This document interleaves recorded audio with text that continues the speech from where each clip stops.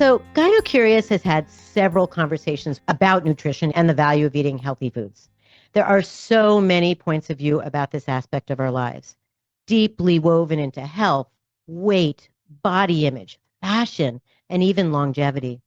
With all the information out there, it can be rather confusing. Which approach to eating is best for me? Should I be using the medications that have become so popular? Is fasting something that I should consider? Folks are always asking me in my office, what should my ideal body weight be? What should I do? And is it fair, I guess, that health and well-being are always coupled with ideal body weight? Is that a trifecta that we should always be focusing on? Welcome to GynoCurious. I'm your host and creator, Dr. Amy Novatt. From both sides of the speculum, we're here to talk about what it means to be a healer and how to be healed. Please let me know your thoughts, your questions by writing to comments at radiofreerhinecliffe.org. And if you want to learn about my clinical practice, please go to dramynovatt.com. So today I am so happy to welcome Renee Fitton, a leader in the intersection of nutrition, healthcare, and education. Renee is a registered longevity dietitian whose work equips healthcare practitioners with cutting-edge insights into nutrition and longevity. Her expertise is also in evidence-based practices and nutritional science.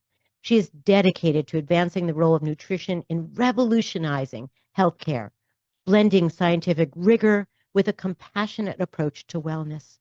She earned her bachelor's degree in biology from the University of Alberta and her master's degree in nutrition, health span, and longevity from the University of Southern California. Welcome, Renee.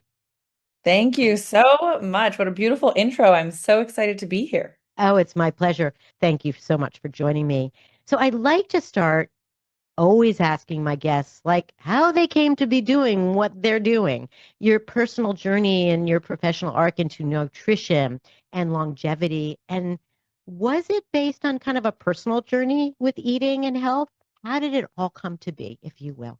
Yeah, absolutely. Well, it starts quite a long time ago when I was trying to figure out what I wanted to do with my life. As a young college student, I was certain that I wanted to work in healthcare, biology, and sciences, and healthcare was always highly interesting to me. And so, I took the path of starting to explore kind of pre-med routes. So I went and I did Doctors Without Borders. I was in an emergency room volunteering. I was doing research. I was doing all of the things.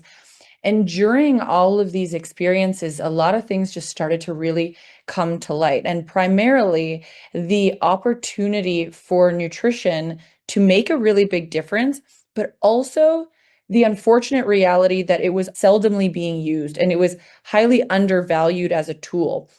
I remember even when we went to South Africa to do one of our missions out there, everybody packed, 3 or 4 backpacks of medication, and we each had like a fanny pack size for our clothes. And that was fine. But then I got there and, even in South Africa, no, we also were in Nicaragua, and even in these remote areas where absolutely medication makes an incredible and very important difference for a lot of these acute problems that they're facing, there were still all of these lifestyle challenges that they were facing, including just even, fresh air in their homes so that they were cooking appropriately. And, all of these lifestyle changes that were completely being ignored, that we're going to, when we left, probably make a more longer or impactful difference in the long run. And then coming back to the United States and Canada, where I'm originally from, I'm really starting to see this also pervading our typical healthcare system as well. And so that began my very long journey in the world of nutrition. I ended up getting my master's degree and becoming a registered dietitian. I co-founded a nutrition tech company that helped people find the right nutrition protocols for them. And then once they made those recommendations, how to actually implement them. What restaurants, ingredients, foods, recipes, whatever, we're able to match those. And then from there, really trying to help people find the best nutrition solutions for them that were really, really impactful for the long term. And that's what brought me to the world of L-Nutra, where I now help physicians and individuals, patients alike, navigate the fasting mimicking world that is really just, it's been around for about a decade, but I think it's really just blossoming now. Gosh, you just brought up so many issues that I want to talk about. So let me see if I can get to them. The first was just the acknowledgement that we can talk to patients about kind of what to eat, but we don't always help them figure out how to access it. So Mhm. I love the idea that part of your work has been bridging the reality of, the information we can give them plenty about what's healthy foods, but can they actually get those foods? Are they Mhm. being sold in their local supermarkets? Can they afford it? And it's such an important part of how we counsel folks Mhm. about nutrition. We're going to get to fasting. We will definitely get to that. But I want to just address a question I asked in my intro, which was this issue of kind of ideal body weight and what parameters make sense with regards to this concept. Yeah. Because for me as a clinician, I'll have a woman come in who's carrying a little extra weight, but boy, they are really healthy. They're doing great. They're fit, they're active, they feel good. But when you go to BMIs or these indexes, they're overweight. And then I have, of course, women who are very, very slim, who are, at the lower limits of ideal body weight. So they are in that parameter, but they're terribly unhealthy. Can you Mhm. help me just explain to the audience how, quite frankly, I think it's limited in terms of understanding health, nutrition, well-being? Absolutely. Well, there's so many things to talk about here. I think, Yeah. first of all, BMI, I think, is now finally recognized as a very outdated way to measure someone's body composition and their health, and certainly their ideal weight, because it doesn't take into consideration your muscle density, your bone density, all of these other things that can contribute to your weight. And all they're considering is your height and your weight, and not taking into consider all the other variables that could certainly play into this number. So BMI is recognized as outdated. Sure, maybe you could use it as a starting point just to kind of gauge, but even that, I think, is barely useful. So, kind of throwing that one away. Absolutely. Yay. Yeah, yes, yes, Yay. yes. Absolutely. There is, I think, some opportunity to just leverage how you feel and Mm. how you perform, right? I think it's a combination of these things. And you can look at a lot of performance metrics. How are you sleeping? There's a lot of metrics we can do around that. How is your activity level? Are you able to sustain, a 30-minute medium pace walk? These types of things that are probably better metrics of your health, as opposed to using so much weight as your metric of health. And, at the end of the day, that's really what we're going for when we look at longevity. We look at so many metrics and so many numbers. When we look at a metric called biological age, which is the age that your body actually behaves, we don't even care so much about the number that you have on your birth certificate. Now we're looking at how your body actually behaves. And there's plenty of contestant, we're debating as to how to best measure biological age. But the ones that are kind of standing above the rest are ones that consider many factors. And I think the Mm. same goes for measuring just health general. We have to look at a lot of different factors. It can include weight, sure, but more importantly, if you are going to use weight, you should be looking at body composition. So looking at where the fat is it in your liver? Is it that's visceral fat that's the most dangerous? Or is it subcutaneous, far less dangerous, far less problematic? How's your muscle density? Is it strong? How's your bone density? Is it strong? These are the things that we want to look at when we're looking at weight and body composition. Thank you. Another comment you made was about kind of these modifiable lifestyle issues that, Mm. so many conversations about nutrition kind of go down this rabbit hole without reminding people, hey, I want to remind everyone, Being active is important. We can modify that. If you're not active, you can become active without disabilities, of course. Are you sleeping well? Well, what is keeping you from sleeping well? Do everything from your pillow to the noise outside your room, et cetera, et cetera, to smoking. Are you still smoking? How much alcohol are you consuming? These are things that we can change.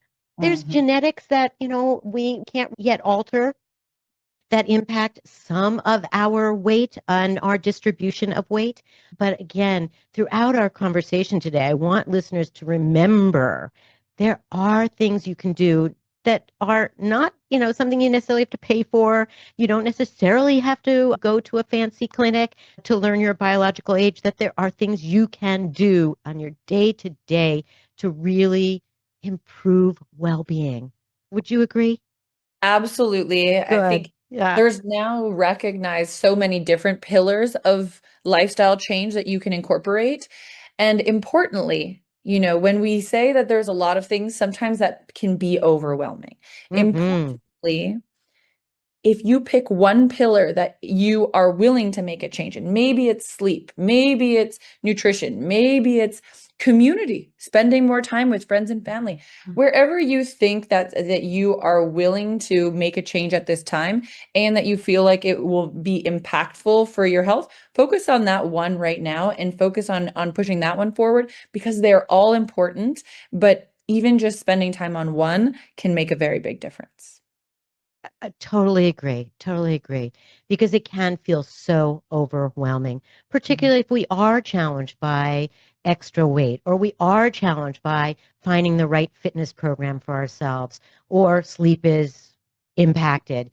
Choosing one to address first and then moving through it. Yeah.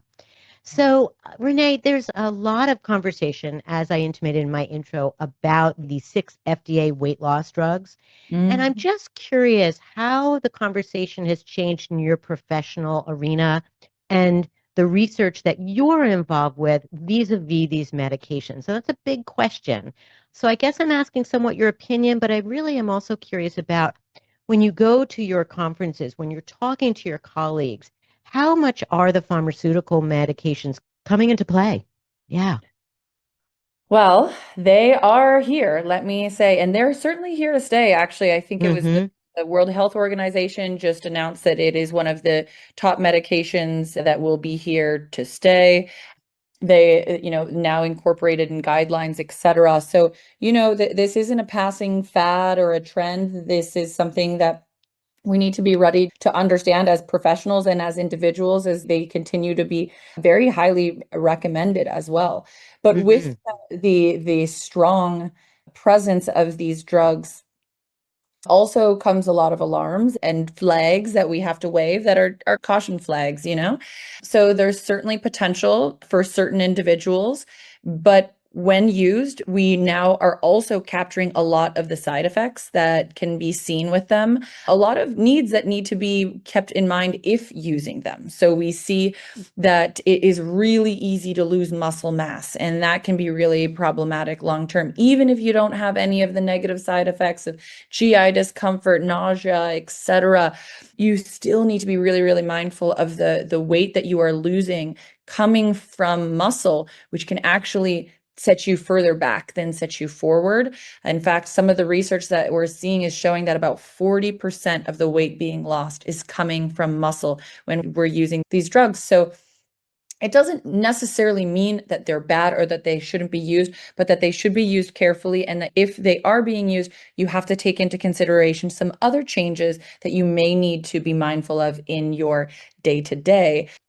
Now, another area that this really comes into play in my world is that a lot of carriers, insurance carriers, and employers are really looking for a better solution because these are expensive. So now Mm-hmm. they're not even covering them anymore in many cases. So this solution that, can be really helpful for some people or really desired by individuals is no longer accessible. And so that means that we may, even if you don't want to, may have to look for alternative avenues to find this through less expensive and more even sustainable means.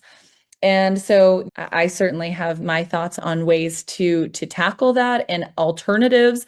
But man, I mean, not to, I could talk about this all day, but my final note actually, because you asked, Good. is, is that there's a big problem now that people are starting them in continuing to stay on them. Yes.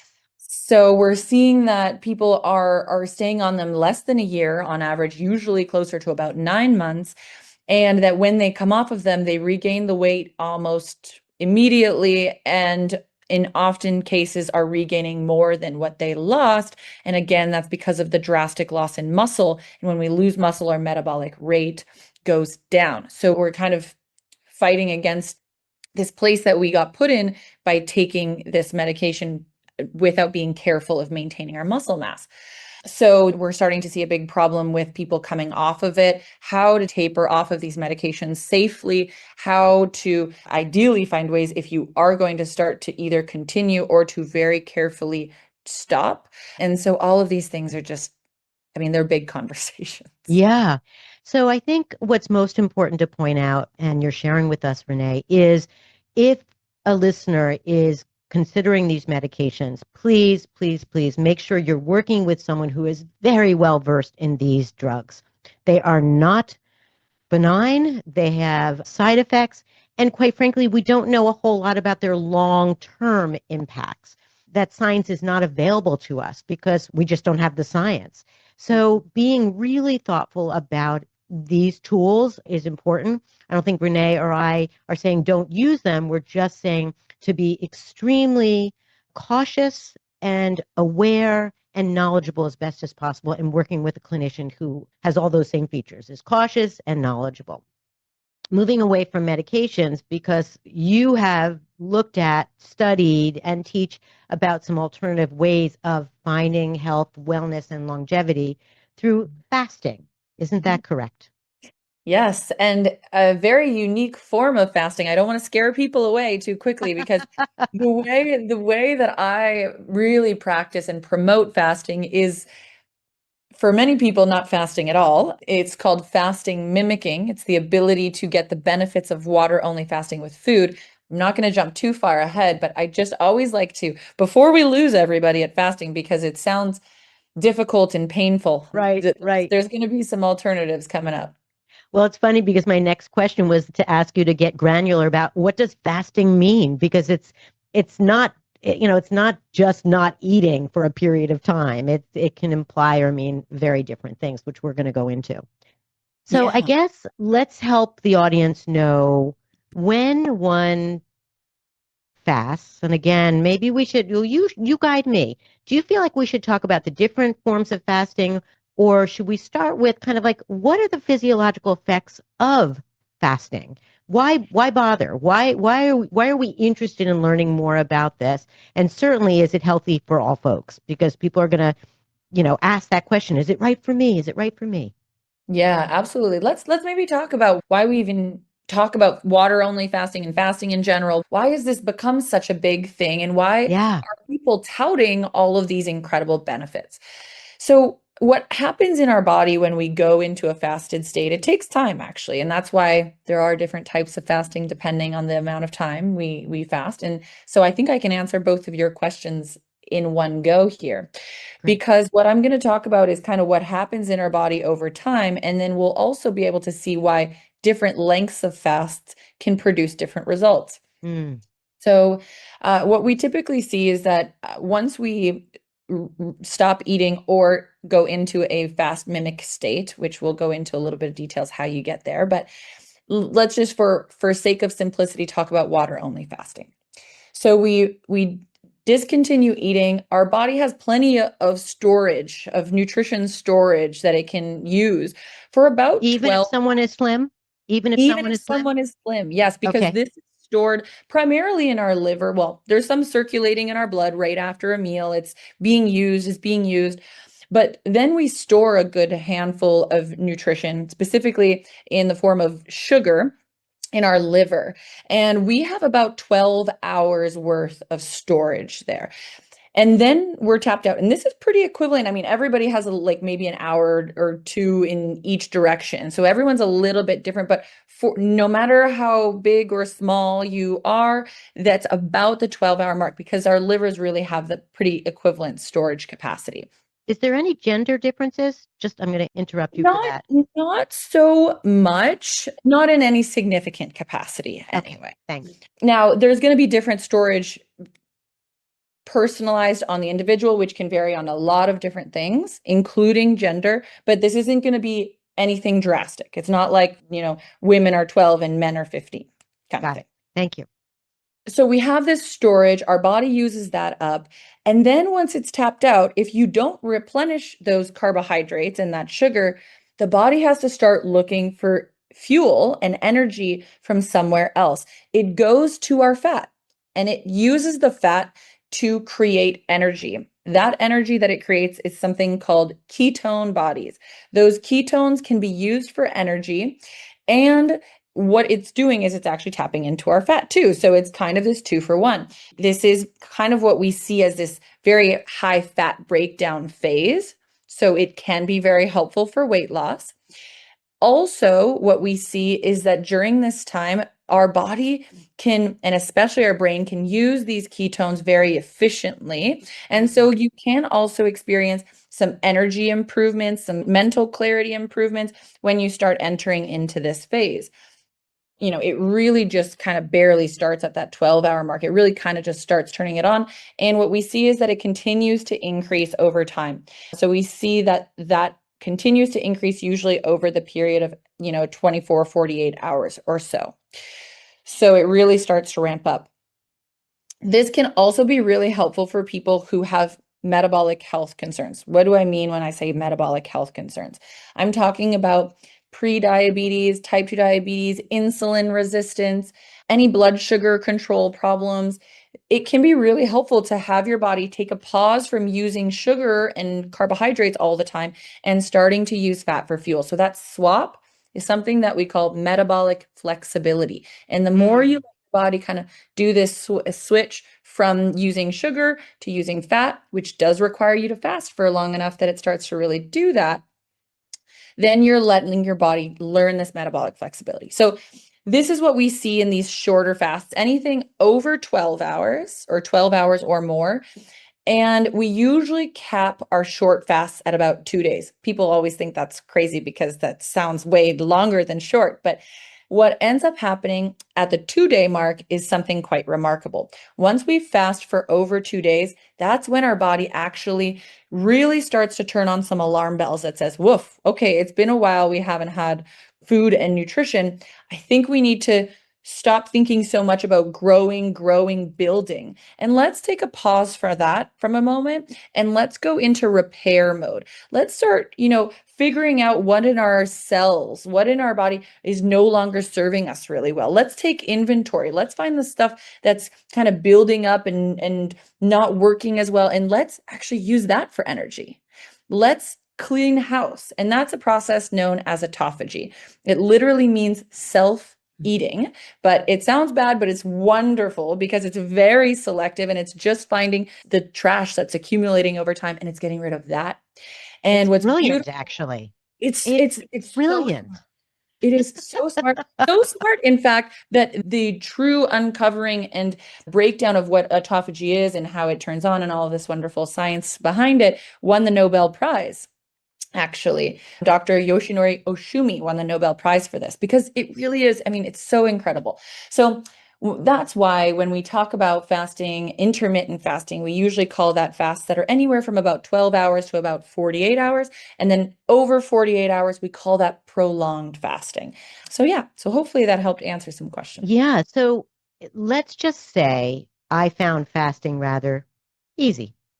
What would you say to me if I said to you, oh, Renee, I'm just going to fast for 10 days, 15 days, because you're talking about this autophagy, and it sounds like a really good thing. It's going to get rid of all these toxins and yuckiness in my cells. Why wouldn't I just do it for a really long period of time? There must be a point at which it then becomes destructive. Can we talk about that? Absolutely. And in fact, Even shorter fasts, less than 10 days, can be problematic and for certain people too. So, Mm. you know, it's really important to highly personalize the approach based off of the individual. But importantly, what first I have to note is that fasting is a stress on the body.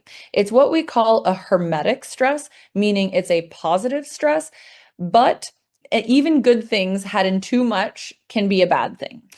And that is certainly the case with fasting. So, certainly fasting for too long will be problematic. Your body only has so much stores that it can use Hmm. before it will start tapping into your muscle, before it'll start going into some of the organs and systems that we need to function. So, you don't want to fast for too long. Now, my sweet spot is about 5 days as the max point. And also, my other sweet spot is again fasting mimicking because it reduces the stress of the fast by giving nutrition. It also limits the likelihood that your body is going to tap into muscle because, again, Mm. we are in a fasted state. When we hit that 12-hour mark, the body switches to using fat for fuel. If you don't have enough nutrition, it might also say, "Oh, that muscle over there looks like it's got some nice protein I could use." And it can go there too. Now, your body is incredibly intelligent and it's going to try and block that and limit that as much as possible because it knows how valuable our muscle is. Just like how it's not going to go say use heart tissue for energy because it knows how important that is. Still, your body is in a especially water only fasted state going to tap into that a little bit. And so we want to limit that as much as possible. And again, by giving some nutrition as we see in fasting mimicking, we're able to limit that. Also, of course, there's safety considerations as with anything, but certainly with fasting, some people just shouldn't water only fast or it can be very dangerous, especially people who have concerns with blood pressure or blood sugar. You want to be really cautious. And so there's certainly a safety component of it too. And then, of course, a nutrient component. If you have no nutrition and you do that for too long, it's not just that your body isn't going to have sugar or fat or protein, but also all of the micronutrients that we get from our diet that we have to be mindful for. So you just want to be really cautious of that. But I can't stress enough the stress component, Yeah. which is that your body, when you are in a fasted state, will increase stress hormones. And that's part of the magic. But also, when done for too long and elevated too high for too long, this can be very problematic, which is also why, generally speaking, most fasting experts will not recommend everyday intermittent fasting for very long periods of time because then you're causing this stress every single day. We're living organisms that are meant to take in food. That's the Mhm. reality, right? So Yes. it's about learning how to not only what we eat, but when we eat, how fast we eat, how much we chew. All these things come into play. It's an interesting theater. I want to just tap into something you mentioned. So the body will break down fat initially, but then there's this risk that it starts breaking down muscle. So again, if somebody is overweight, carries a lot more fat than another individual, does it take that much longer for that potential shift going from fat to muscle to take place? Or is that more of a physiological phenomenon that's regardless of somebody's body weight or how much fat they have?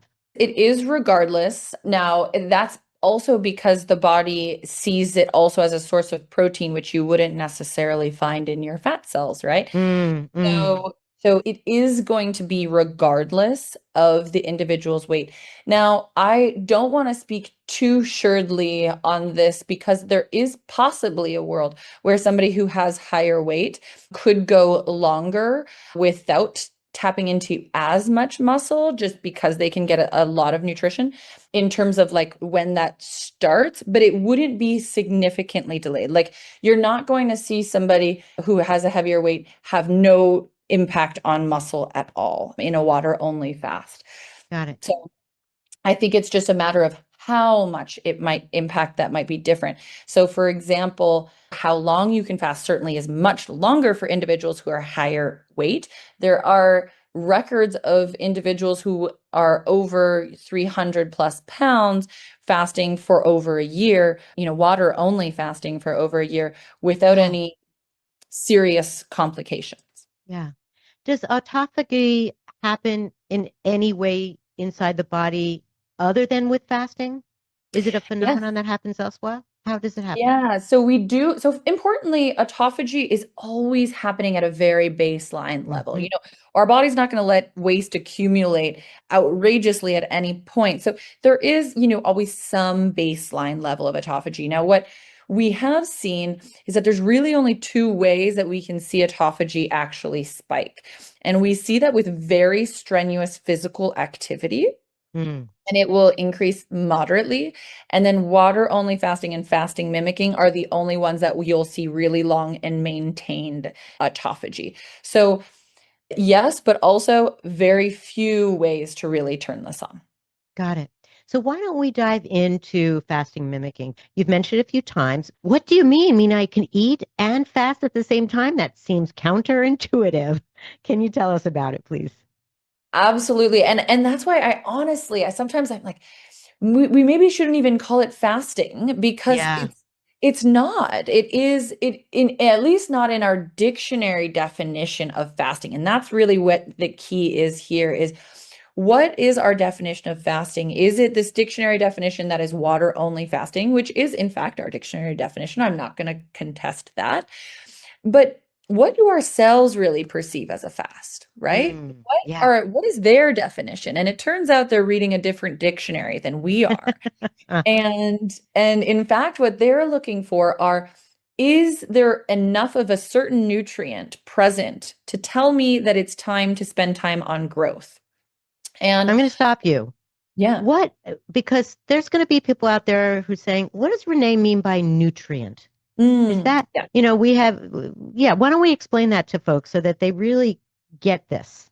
Yeah, absolutely. So nutrients, there are, I mean, not to get too scientific, but there are three major macronutrients or the big building blocks. And then there's a bunch of micronutrients that are the little building blocks. We need all of them, and there's some that we need more than others. But importantly, these nutrients are what our body uses for energy to build things. It is, in fact, our building blocks and our fuel and really, everything that our body needs and uses to help us be the humans that we are. So To live. they're to live. Yes. So importantly, we need these nutrients, but there are many, many types of nutrients. And even if we look at the three big ones, which are protein, carbohydrates, and fat, when we look into each of those three macronutrient categories, there are lots of different subcomponents of them. So even if we just look at protein, for example, protein has a very large number of amino acids that help make up that protein. And to continue this little spiel on protein, when we look at fasting, for example, some of those amino acids, those subcomponents of protein, actually tell our body to grow more than others. Mm. And also importantly, when we look at different macronutrients, so if we look at protein, carbohydrates, or fat, some of those will push that needle more than others. And so this is really what we're trying to unpack here is which of these Mm.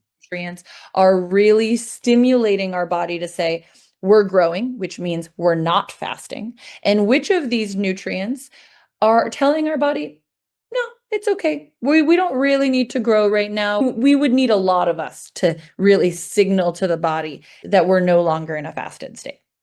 Got it. Okay. And so, yeah, so this is really what was, and this is actually about 30 years of research, about $40 million of NIH and government and European government funding going into uncovering what is this threshold that our cells, that our body is looking for, which nutrients and how much of them do we need to have before we get kicked out of this fasted state. And so Mm. it does turn out that we can have certain nutrients, aka certain foods, in certain amounts that live below the radar. I like to think of it like 007 style laser beams and the nutrients kind of making their way underneath those laser beams. And if you don't trip the alarm, you can stay in this fasted state, but still get the nutrients across the line. So I want to come back and make sure we define fasting mimicking more in detail, but I have to ask this question. Mhm. Many, many, many of us talk about the value of the Mediterranean diet. Okay, eating plant-based diets are just better for us in general. Mhm. If one is eating a healthy Mediterranean diet, if one couples this with fasting, does the body deal with this caloric restriction, i.e., fasting, the same way as if someone is on a meat based or high carbohydrate diet? I guess I want to ask, does the value of fasting occur no matter what our eating habits are? And I think you just got there with the nutrients issue. But let's answer that question, because if somebody's saying, oh man, I can go out and have French fries and hot dogs and I don't know, pizza every night and fast every once in a while, that's the same as if I had the Mediterranean diet and fasted. Is that true? Oh, such a cool question. So we've never actually studied this exact research question. So let Hmm. me just start by saying that. But I'm going to answer it by using my knowledge of the research that we do have and also the thousands of people that I've walked through fasting mimicking Great, protocols. thank you. What we do see is that individuals who start less healthy will actually see a larger gain.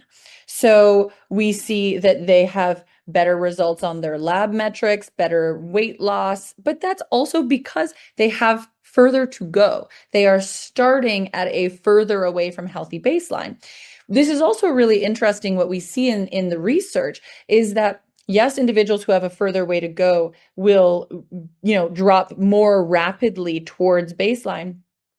But we also see that people who are already at a healthy baseline for various markers will not drop to an unhealthy low level. So it Mm. also shows how incredibly intelligent our body can be when we just get out of the way. It knows where to focus its energy and where there needs to be improvement, but also where to let things be so that it doesn't get unsafe. Too low blood sugar, too low blood pressure is also bad.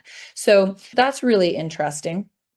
What I also want to note, though, is that even if you are already healthy, you're already on a Mediterranean diet, you're already doing all of these wonderful things, this doesn't mean that you wouldn't benefit from Mm.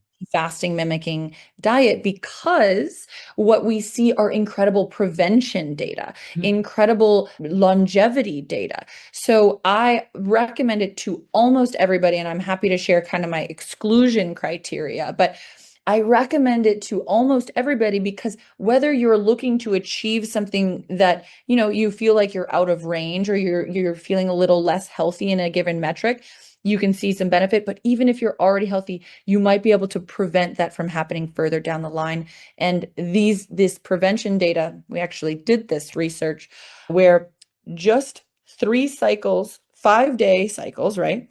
5-day cycles 3 times a year, that's it. We're able to show prevention metrics anywhere between 5 to 30% risk reduction across our biggest killers. I'm talking cancer, cerebrovascular disease, diabetes, you name it. These are where you're seeing these really big prevention data metrics. Wow, that's impressive. Yeah, That's really impressive.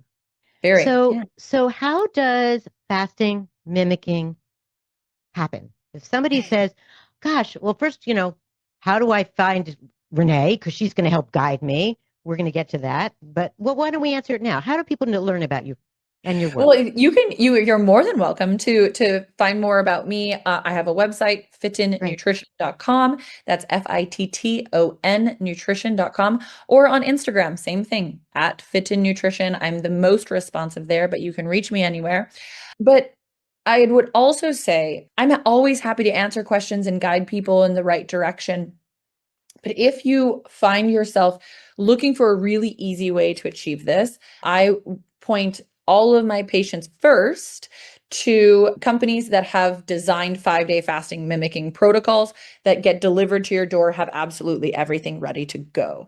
Meaning And they provide food? They're actually literally giving you the food. yes, Interesting. yes, yeah. Okay. Don't have to buy anything else, don't have to cook, don't have to prep, don't have to clean. Most people find that they are saving money because they're actually quite reasonably priced and you don't have to buy anything for 5 days, right? So, food's expensive these days and it adds up really Absolutely. fast. So I've had a lot of people tell me, man, I actually saved money that week.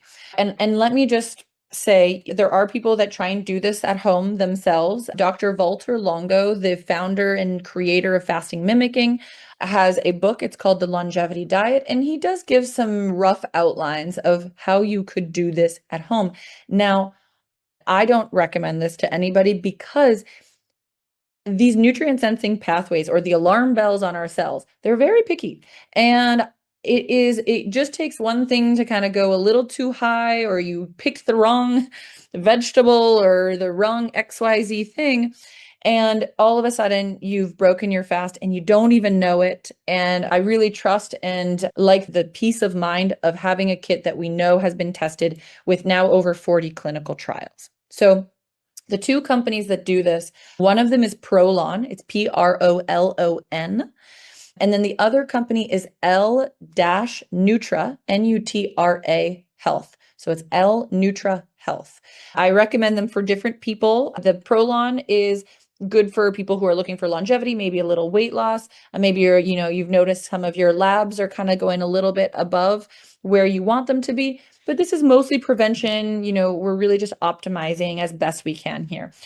With L-Nutra Health, I recommend this for people who maybe have prediabetes, have type 2 diabetes. They've been able to help people come off of all of their medications in as little as 3 to 6 months. It's Wow. pretty incredible what they're doing over there. I also recommend it for people who have been really for a long time on like blood pressure medications, cholesterol medications, etc.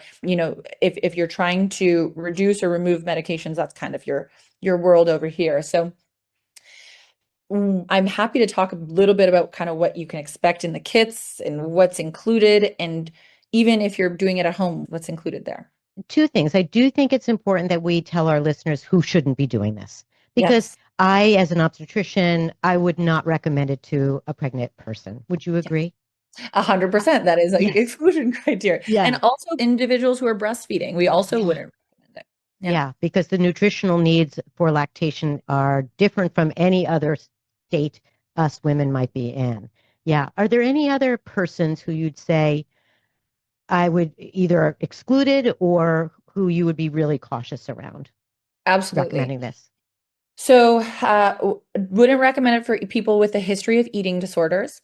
Mm, Wouldn't recommend it for people who have any sort of muscle wasting. If you are in a phase of your life where you need to be building muscle, where you need to be adding weight, then I wouldn't recommend it.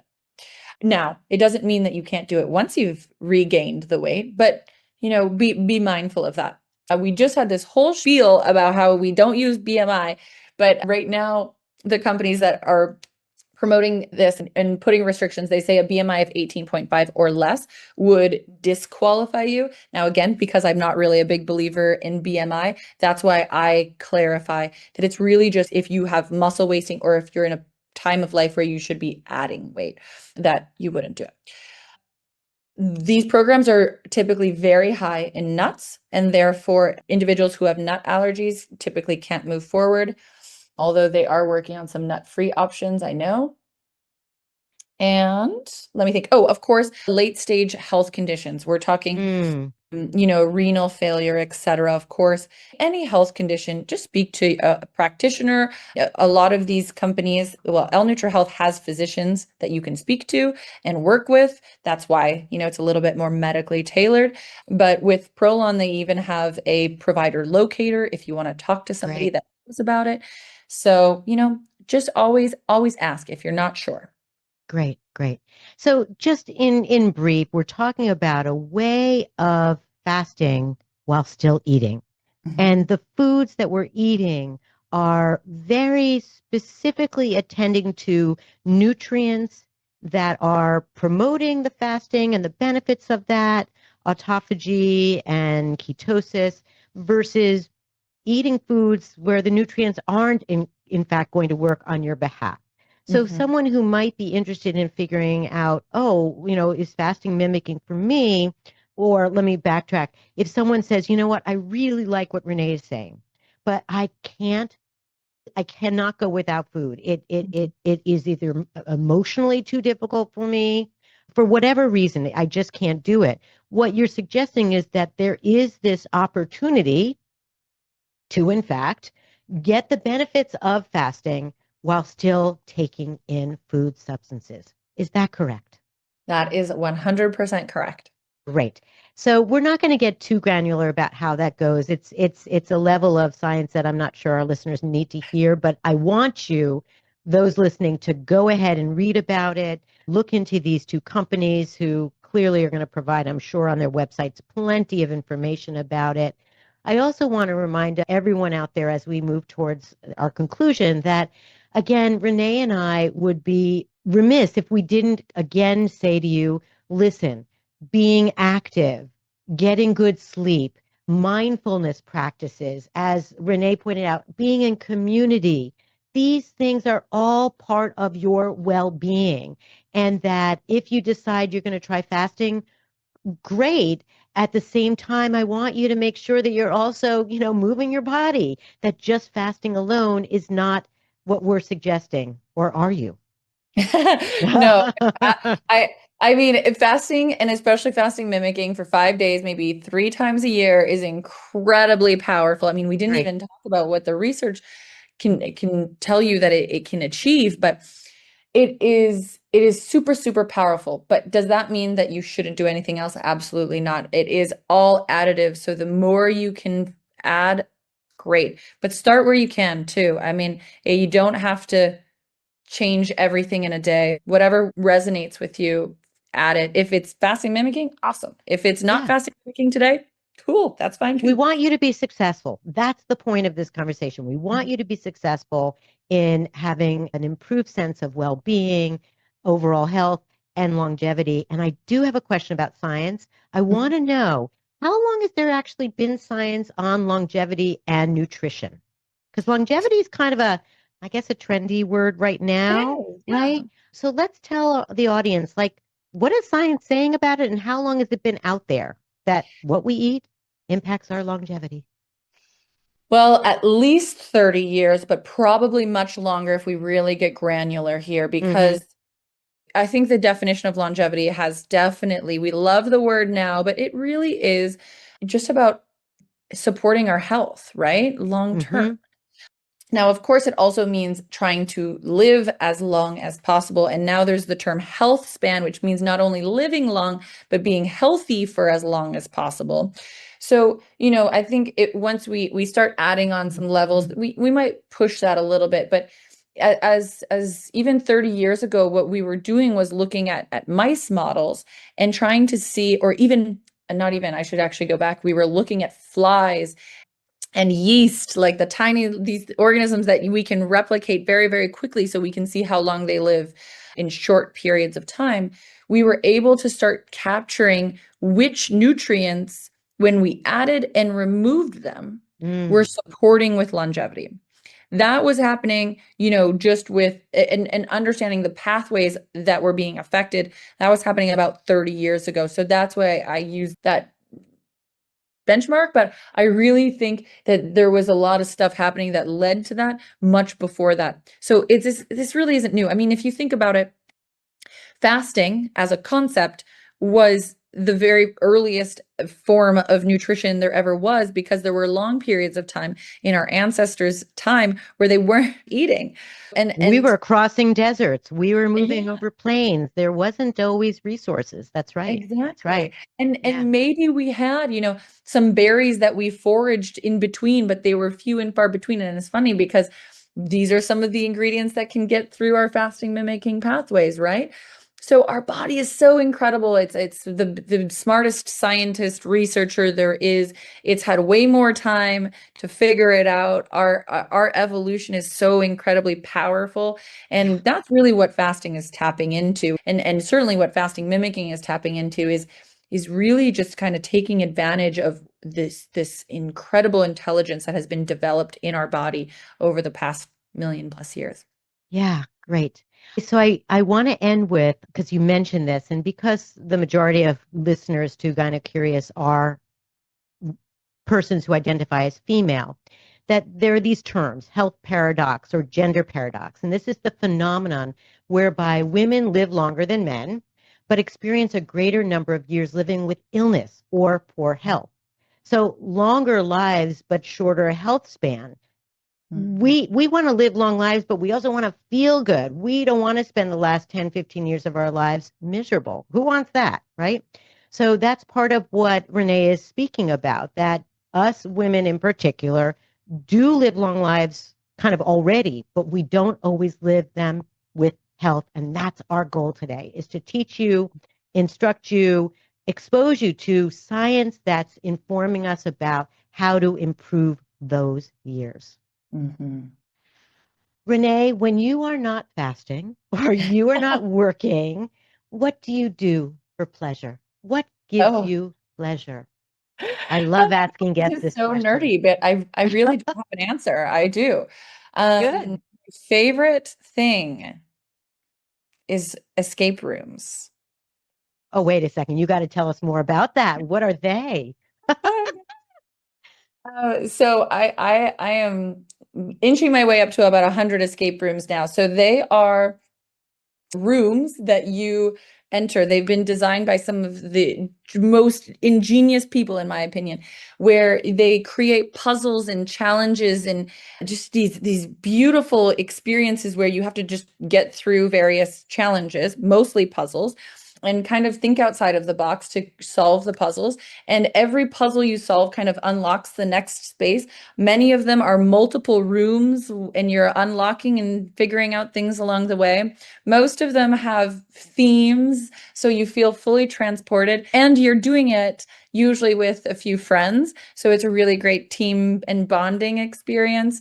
It's just such a fun thing to do. So if you haven't done one yet, I strongly recommend doing them. And there's also a really great app called Morty, Morty, that helps you find the top rated escape rooms around you. And there are thousands and thousands around the world. So Wow, fantastic. Fantastic. Well, it's fun.